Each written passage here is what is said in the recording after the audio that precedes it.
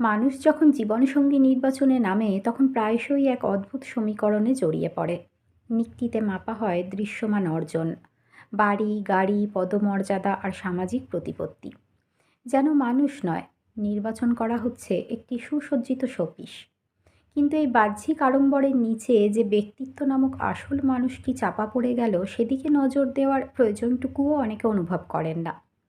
অথচ দাম্পত্য তো কেবল ছাদের নিচে বসবাস নয়, এটি দুটি ভিন্ন মনোজাগতিক সত্তার সহাবস্থান। শুরুটা হয় বেশ জমকালো, কিন্তু মোহ কাটতে সময় লাগে না। যখন প্রাত্যহিক জীবনের ছোট ছোট মুহূর্তগুলো সামনে আসে, তখনই শুরু হয় আসল সংকট। দেখা যায় বসার ঘরের দামি সোফাটি হয়তো দুজনকেই জায়গা দিচ্ছে, কিন্তু মনের ঘরে একে অপরের জন্য কোনো জায়গা নেই।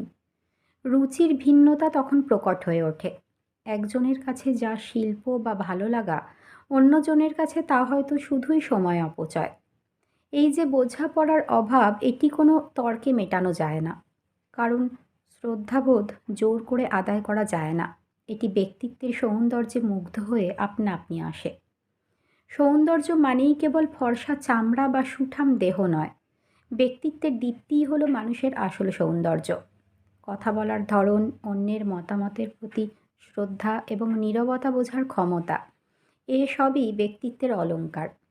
দুর্ভাগ্যবশত এই সৌন্দর্য দেখার মতো চোখ সবার থাকে না। যারা কেবল বস্তুকে প্রাধান্য দিয়েছেন, তাদের সেই চোখ তৈরিই হয়নি।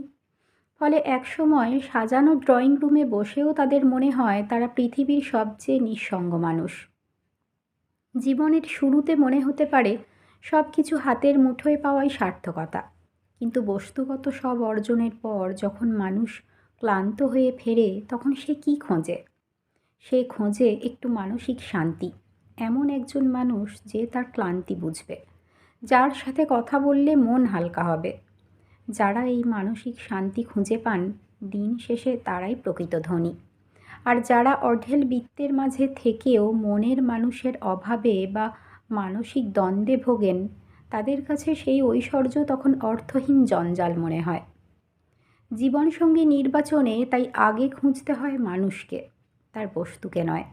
কারণ বস্তু ফুরিয়ে যেতে পারে, জৌলুস মলিন হতে পারে, কিন্তু একটি সুন্দর ব্যক্তিত্বের আবেদন আমৃত্যু অমলিন থাকে।